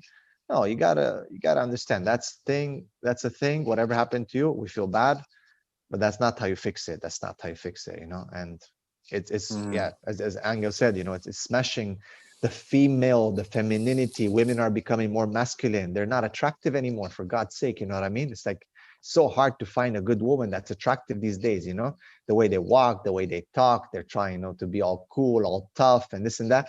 And then the women are like, I can't get married. No one wants to marry me. You know what I mean? Yeah, we don't want to marry a man. You know, we're not gay. You know, we don't marry a man. We want to marry a woman. You know, want to marry a nice feminine sister. And, you know, when you have that plus and minus together, then boom, you know. So, but if you have this, you know, very masculine female and just this, you know, man, and then two are just like not matching. You know what I mean? And the other way around as well, you know. So, Thanks. yeah. So, actually, real quick, like, what are some of your formal education that you've had regarding, university, college, anything like that? Yeah, so I've done my degree in biology and psychology, neuroscience and cognition. Okay, and I've done research, as I said, in Parkinson's. So I've looked at, human cognition, behavior, family psychology, early child psychology.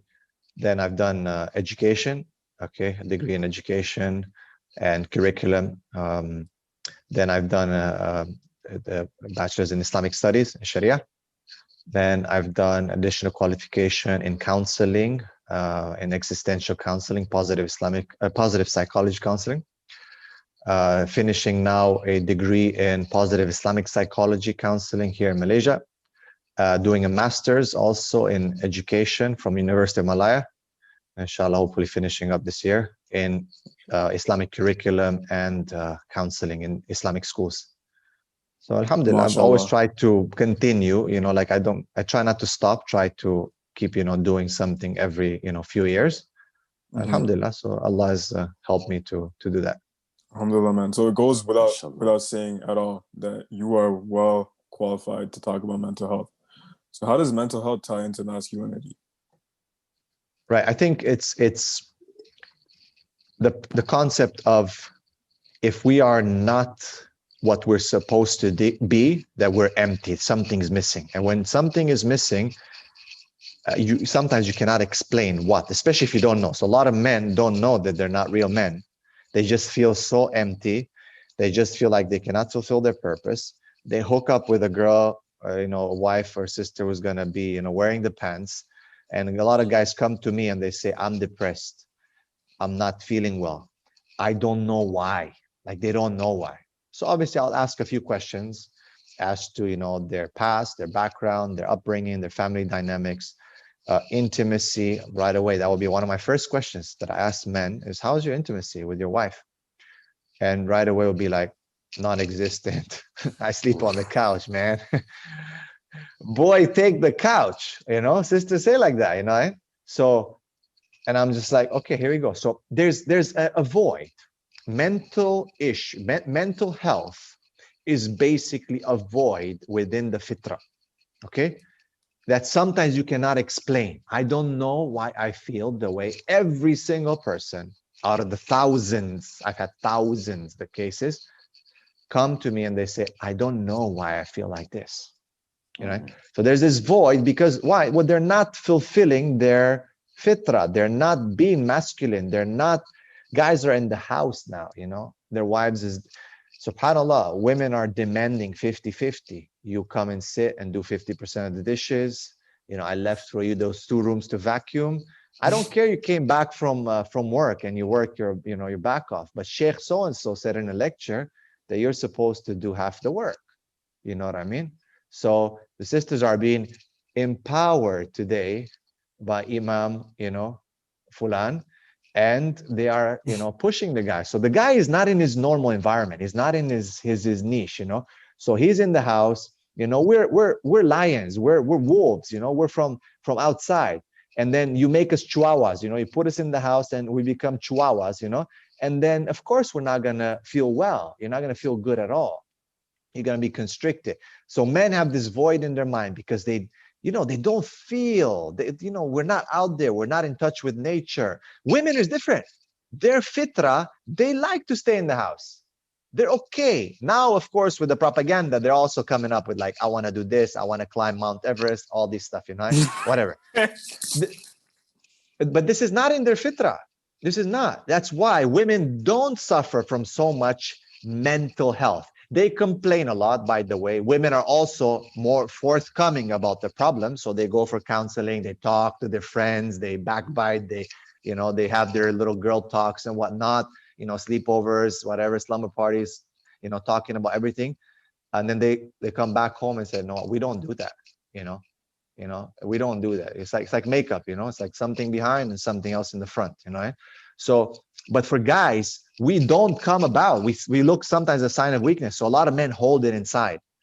So that's why most of the suicide cases that I deal with are men. And sadly, we had a suicide case just a couple of weeks ago, and now I'm dealing with another potential one. Men don't feel fulfilled. They're not in the right environment. They're not functioning properly. So this is tied to mental health. And those thoughts that are inside their minds, be it that they're from the outside inside, or they're just being cultivated from the inside for whatever reason, will take them down. And again, because they don't seek help, they don't come forward, or when they do, it's very late. Of course, it's going to affect everything. They cannot do well in their work. They cannot do well in their family. They lose their body, their strength, everything. And then they're just another walking body, on this earth, consuming and just, spending time. The clock is the clock is ticking.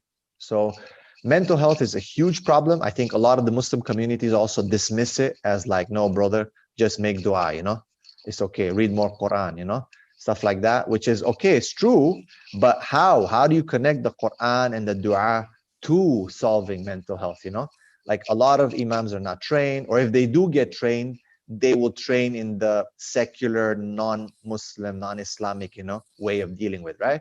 So pop some pills, what kind of things, all kinds of, Freud or whatever type of psychology or philosophy they come from. And it's not solving the problem. It might patch it, but it's not solving the problem. For us, we know that the deen is the solution, but we just need to connect it properly. We need to contextualize it properly. We need to understand how, where, why, the hikmah. And I think we can solve it, inshallah. But again, our community is taboo. People don't want to talk about this. They don't want to, and if they do, as I said, they will recognize psychology as a secular humanistic study that is somehow superior, astaghfirullah, to Islam. Gabriel, on a side note, are you using a microphone? Yes, but Okay. what this one? Yes. I think it's not working right now. Why is it? Yeah, I was gonna say I've been hearing some like weird noise. I've been trying to pinpoint like who is it, and then I realized it's your beard rubbing on the mic. Oh yeah, it's probably from this one. Yeah. It's your beard rubbing on it. Mashallah, bro. It's the beard. It's the beard, man. The beard games, It's sunnah, so we'll let it be, inshallah. yeah, man. It's profound to hear this because I'm pretty open, so I'm just gonna say I have no problem with it. This is something I went through, right? The whole depression, suicidal tendencies, all of that, the whole 9 yard. Unfortunately, alhamdulillah for everything, I went through it. It made me the man I am today, alhamdulillah, and it allowed me to position, alhamdulillah, ya Rabb. But I did go through it, so it's profound hearing it now after I went through it and being able to reaffirm and connect those dots. It's almost as if we have this biological disposition, this natural disposition, this state of being, in which we can either choose to maximize on it so it benefits our life, or we can go against it, and then that's an uphill battle.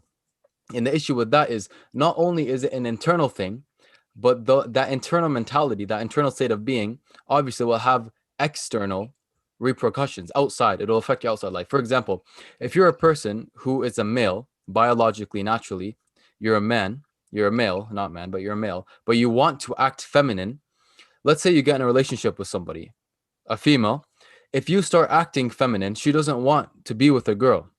So now externally, that's going to affect you. And essentially, that's what happened to me in the past, because being raised, and I can say this firsthand, being raised with this westernized ideology, feminism, because feminism doesn't just affect women, it affects men, because you can't have one without the other. So if women want to be more like men, that means men have to be more like women. If you go against that biological disposition, you're literally going against your own self, and that is the most toxic, and that's, I'd say that's the highest form of self-hatred at that point, to be honest. No doubt. And the thing with masculinity, bro, and this is to everyone, like, if your masculinity is suffering, your mental health is going to suffer more, and that in turn is going to make your masculinity suffer more. And it's just a negative feedback loop. It's an uphill battle from then on after that point, because as we know, mental dysfunction, mental illnesses, symptoms, whatever, it just makes you more turbulent. It's hard to be grounded. And as a man, if you want to be in your masculine, you need to be grounded. So having both of them in check simultaneously is key, as Brother Gabriel mentioned. So in terms of mental health, what would you say that the biggest issues you've learned from your experience are for people in mental health? What would it be? Something like psychosomatic, like would it be their diet? Would it be something like they're not just present? Would it be heavy reliance on big pharmaceuticals? What would it be?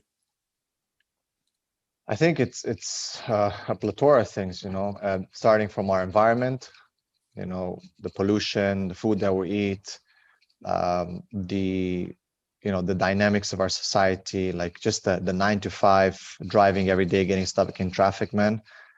People are just dying off, right? The way people are at work, they're not happy with their jobs. Okay. I think the highest heart attack rate is usually it's Monday morning at 7 a.m. Okay, in the United States, if I remember the statistics correctly, right? Because people are going back to work, they hate their job, they hate what they're doing, right? And if you look at it, this type of social dynamic. It's something new. It's not very old, actually. The way we know society today is something rather new. It's less than 100 years, the way it's set up, right? This is post-World War II, where things have happened the way they are with the big corporations, with 9 to 5, with factory work on the line, all that, right? 2 paychecks, whatnot, right?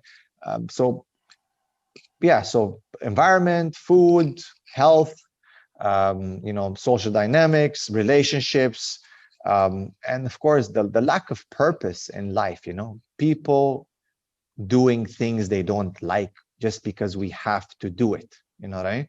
And it's killing people. It's people are not fulfilled. One of the highest, and most important thing in the human development is, the concept of, finding, self-fulfillment.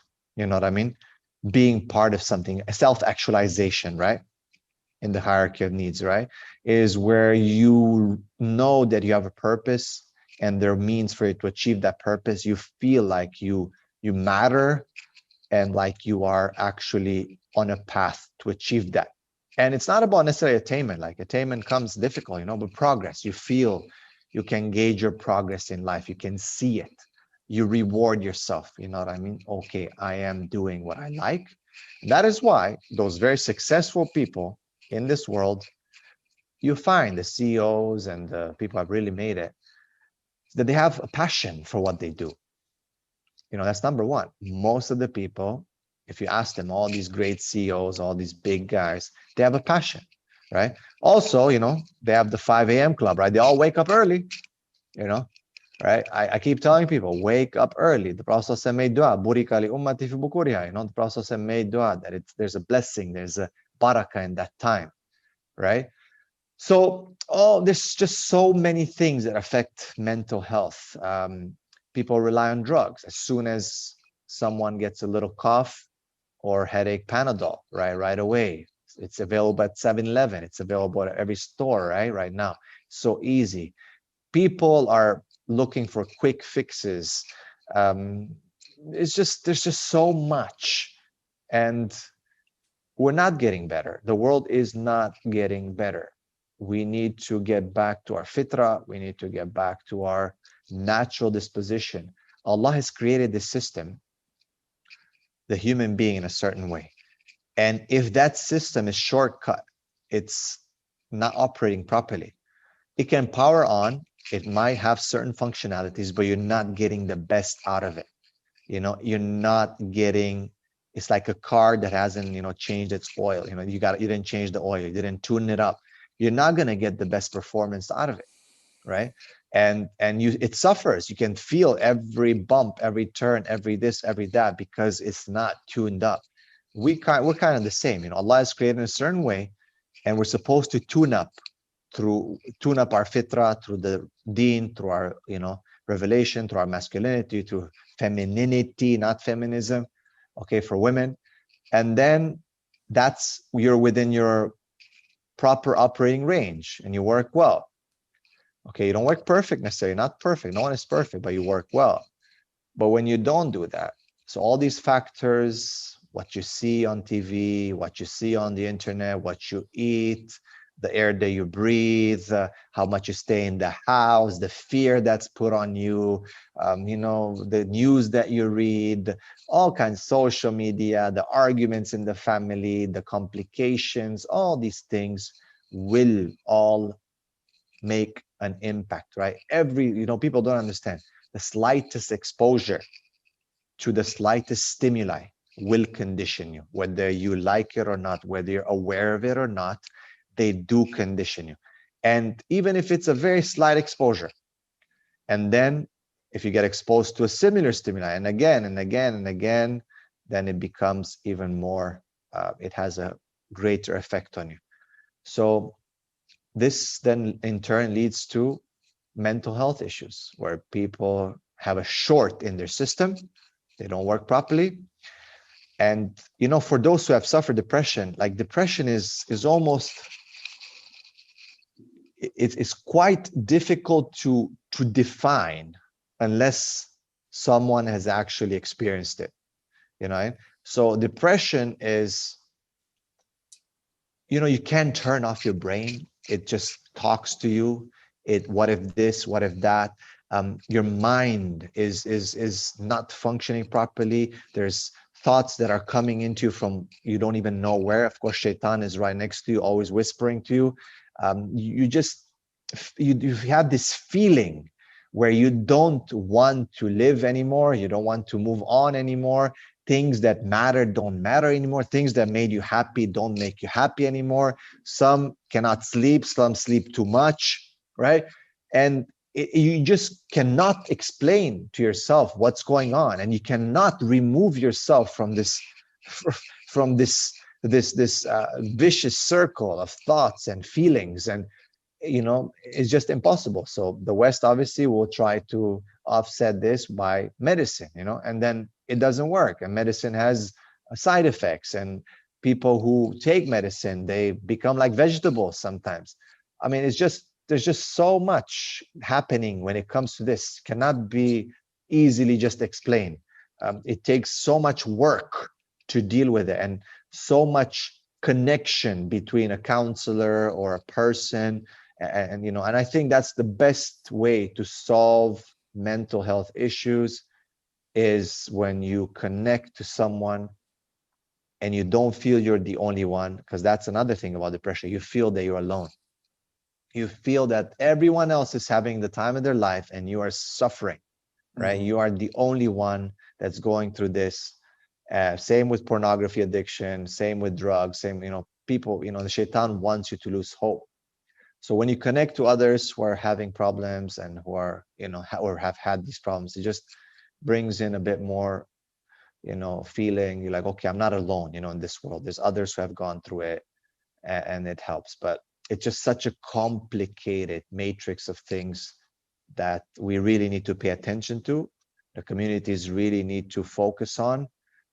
We need a lot of workers who can be trained, imams and so on, because they're the first ones that usually get asked by people, isn't it?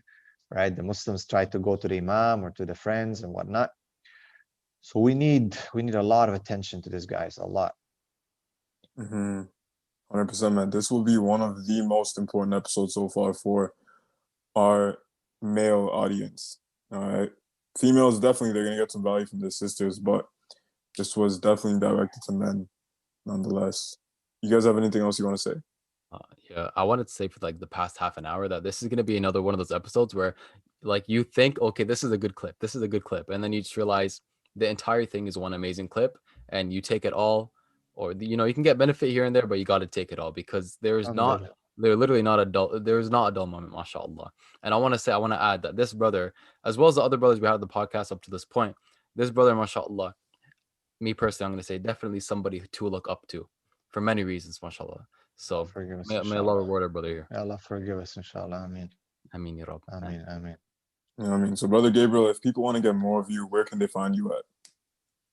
Okay, so I'm mostly active on Instagram and Facebook. Okay, just if they type in Gabriel Romaani, they'll probably get my stuff, inshallah. And And you got yeah, a YouTube channel too.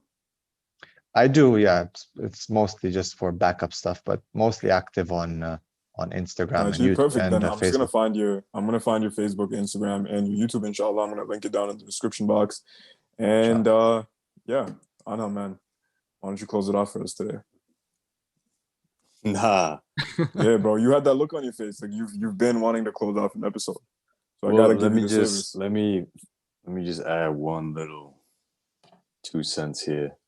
I want to agree with Gabriel with what he said about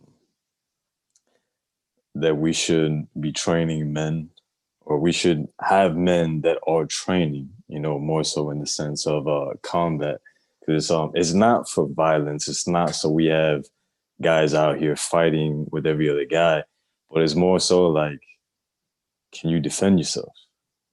Can you defend the people you're with? Like, are you secure with yourself? And let's be honest, 9 out of 10 guys are gonna say they might say yeah, but you know, deep down they're questioning in their head like, oh, I wonder if I actually can defend myself. I wonder if I can, you know, take care of these people that I'm with. And I feel like that would be not just a big change in terms of masculinity, but also a big change in terms of the mental health aspect. Because if guys have this security in themselves that, like, you know what, I can defend myself, I can take care of these people that I'm with. Like, there's a certain level of masculinity that comes with it. There's a certain level of assurance and just confidence and overall Confidence, yeah. well-being that comes with that. So like, No I doubt, really man. do. I agree 100%, you know, and going back then, you know, the Sahaba weren't weak. The companions weren't weak. Like, they were warriors. They did what they had to do. And like, bro, you have the community nowadays. And let's go even further than the Muslim community. Let's talk about just men in general. Like, 9 out of 10 men don't know how to defend themselves. 100%, man. They're using self-defense weapons. They're using knives, they're using guns. And look, there's nothing wrong with knives and guns, but it's like, if you only had your hands, if you only had your body, what can you do now? If you have a stick in your hand, what can you do now? You know, like, can you use whatever it is that you have with you? Can you use nothing that you have with you?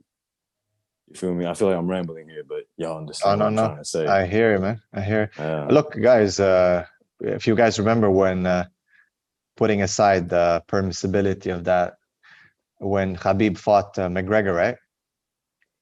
Man, do you know how many Muslims were watching that fight? Muslims felt that the representation of the fight between Iman and Kufr, man. You know what I mean?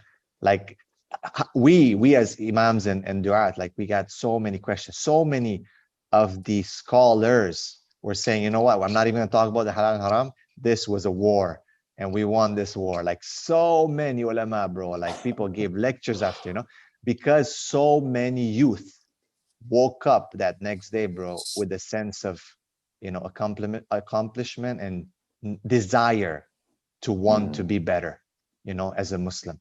And because it's the fitrah, bro, putting aside the environment of the UFC and what happens and hitting the face and all that, I'm talking about just what it represented. You know what I mean? So many young men that I know connected to that and changed their life because of that, you know, just because he would say, you know, it's like, not me, it's Allah or something, or make sujood or something, you know. And it's such a big thing, right? And I'm sure many men, okay, many men are gonna watch, you know, McGregor fighting tonight, you know. I know they're gonna watch it. Why? Because, see, sadly, instead of using, as Angel said, using, you know, combat for the right reasons, we've made it entertainment. And, you know, like, look, you can, the fitrah is still there, but it's like, what the heck is the purpose? You know what I mean? So we used to have proper, you know, purpose for this, as the Sahabas did. And men still, as Angel said, let's put aside, you know, just go to men in general. Men have this need. And if they don't know how to do it, and there's no ethics and morals, i.e. Islam, to control it, then of course it'll be like the bar fights, the smashing football games, the UFCs, and all this entertainment stuff. Yeah, beat his, you know, go kill him and whatnot. Because, you know, the fitrah is going to manifest itself. Imma halal, imma haram, you know, you choose which way you're going to go. So definitely, this is a very, very important point. Rami, real Gabriel, quick, what's the time? it's almost 11 o'clock. It's like 5 minutes to Okay, 11. I'm gonna let you ask your burning question that you've been asking me before you reverted. Oh, yeah. You already knew I was going to ask you, right? Mm-hmm. I wasn't going to ask this question, but it just came up What here in better the time end. than now, man? Bismillah. What better time, right? The time is now. And Gabriel, so big question for you. And this probably does not have an answer. This is probably very subjective. And we won't have like a clear-cut answer for myself personally and for all the other dudes that are wondering this as well. But would you say that the ruling on the striking of the face and no bodily harm, do you feel like those two rulings are a big contributor to the, I guess I could say, the lack of combat experience and that self-assurance in Muslims, because training, number one, is very specific in the sense that what you train is what you are implementing, what you are ingraining in your subconscious. So if you're training to jab the face and you're not actually training to hit the face, and you're not training to avoid strikes to the face in a real life situation, you're not going to be able to utilize that. It's like Abu American said, he was doing Taekwondo for years. And when they spar in Taekwondo, they get like 2 inches away from hitting the person's face. And he said that he got into a fight on the street, and every time he went to hit the guy in the face, he was 2 inches away from his face. Can you believe that, bro? So if we're thinking about this, if we're thinking that everything is ingrained like that, right, that's what martial arts is. And number two, you have to go through some kind of bodily harm, or to a certain extent, in order to progressively get stronger and be able to learn even more. And it's kind of like working out. You know, you're tearing the muscle fibers in order to rebuild them. And then if just me, little like side note here, if you think about the Sahaba, when they were training for war, like I doubt they were not striking each other. I'm sure they weren't using a real sword, but I doubt that they were using a wooden sword and then not hitting each other at all. You know, because it's like you have to train for what's to come. Mm-hmm. So like, do you feel that because of those two rulings, it's actually contributing to Muslim men being a lot weaker and a lot more insecure in themselves, because they don't have that combat experience, because they feel like, well, I can't do this because it is haram. And then now you have Habib, I should say. And, you know, I'm not justifying anything he does. I'm not justifying anything I do. It's just a simple question, bro. And like I said, it's a very subjective one. It's a very good question, mashallah. Okay, while I'm talking to you guys right now, I have a severely broken rib, my left side here. It's been 2 weeks now. Alhamdulillah, it's recovering.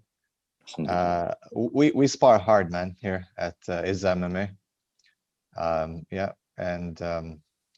Look, I believe that strike in the face, as per the hadith, is haram, okay? But in the context of just like slapping someone, hitting someone in the face. I believe that training is a different context. And if you're not gonna train within the correct context, within as close as possible to real combat, you're not gonna be able to actually do anything. You know, as one of the soldiers said, that we used to train under the conditions of war, so war had no effect on us. You know what I mean? It was just the same. So personally, what I do, I'm not gonna push on anyone else, but I think the meaning of the hadith is specifically to hitting someone in the face, just like that. It's not about training with the intention to really protect the ummah, to develop yourself, to protect your family. I don't like to shadow box. I work mostly bag and spar because I don't like to hit the air. You know what I mean? So when we fight with the brothers, we fight hard. We love each other, we hug at the end, but some will walk with a broken rib, you know, maybe like, you know, broken whatever. It happens, you know, but that's just the way it is. We try to pad up, we try to, you know, to go not too hard, but it's not going to be light. That's for sure. It's not going to be light at all.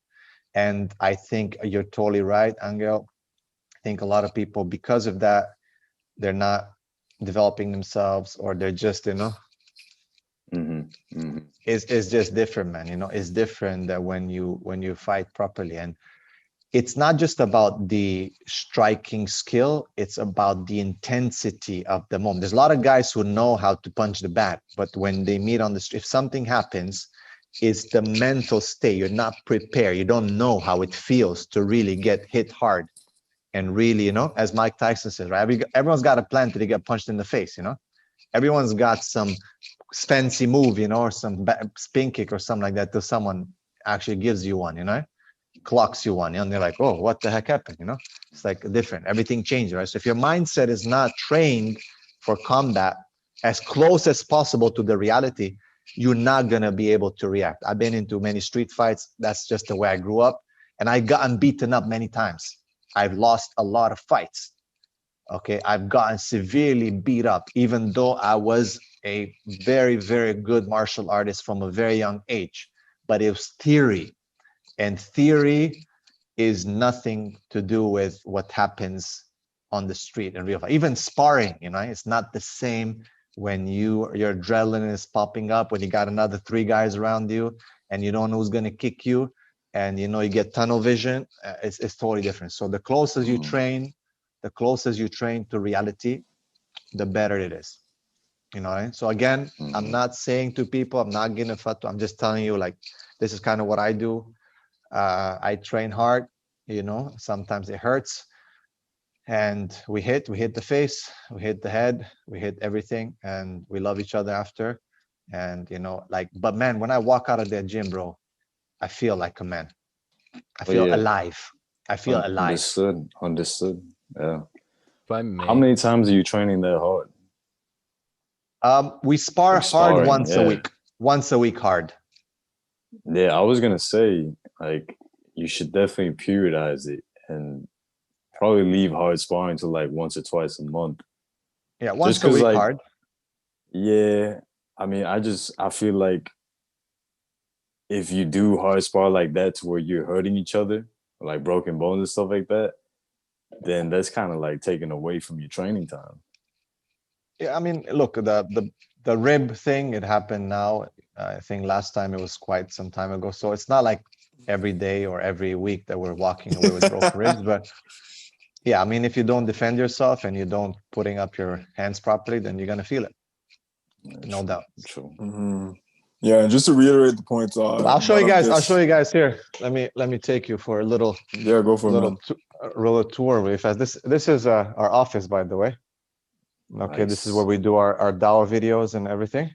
And let me just open up the line really fast. This is our dojo here.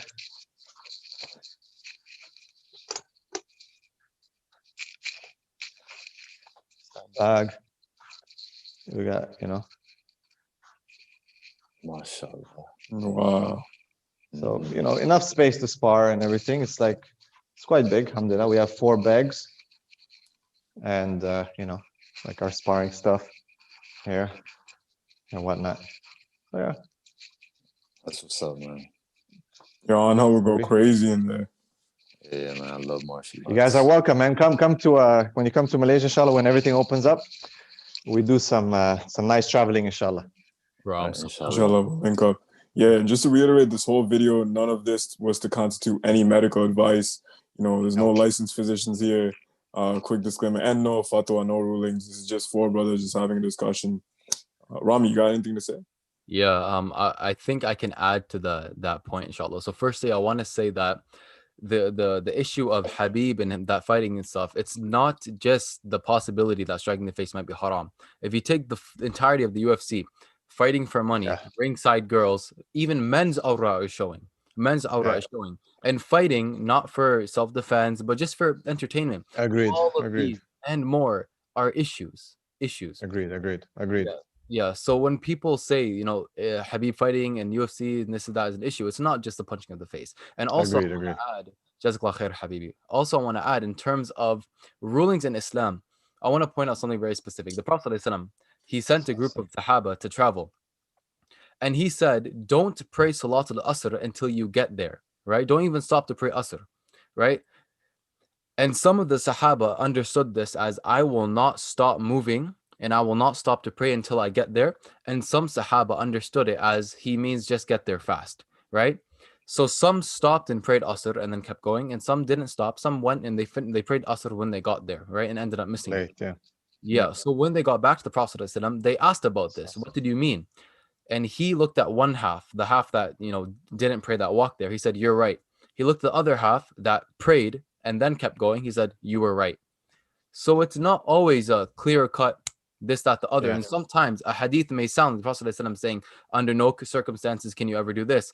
But in reality, as the brother mentioned, context is vital and crucial to the Quran and to the hadith. That's why we take all of it. And it's not us, it's the scholars who have been studying it for a lifetime, right? People who studied it for a lifetime. They take the entirety of the Quran and Sunnah as much as they can and they apply the proper sciences to derive a ruling. I just wanted to add that. Yeah. Jazakallah khairan. وياك حبيبي. Alhamdulillah. Alhamdulillah, man. I mean, I say we think- wrap it up for today. I think that was basically you saying you wanted to end it. Mhm. Should I end it then? Yeah. All right. Okay, but you have to. What should the people who made it this far comment down this time? Yeah, last time was what? It was a fasting video, right? I don't remember. I don't remember, man. All right, if you made it this far, write down below. Dojo. Hashtag dojo. Defense is from the fitra. Just put hashtag dojo, bro, because he showed his dojo. So if they made it this far, they'll know because they saw the dojo. 100%, man. All right, end it off, bro. Right. With that being said, we thank our brother Gabriel. May Allah bless him. Check out his socials. Amen. And again, one more time, what was that book you mentioned you wrote? Journal of a New Muslim. Journal of a New Muslim. If you are interested, check it out. Inshallah. We'll link that too. Inshallah. I personally want to read it. So with that being said, may Allah bless you all. Thank you all for watching till the end. This has been a gem. May Allah bless the brothers here. I mean, Allah elevate everybody and make us all, rijal, real men, inshallah, and real women. Allahumma ameen. So with that being said, Allahumma atina fid dunya hasana wa fil akhirati hasana wa qina adhab an-nar. Assalamu alaikum wa rahmatullahi wa barakatuh. Assalamu alaikum wa barakatuh.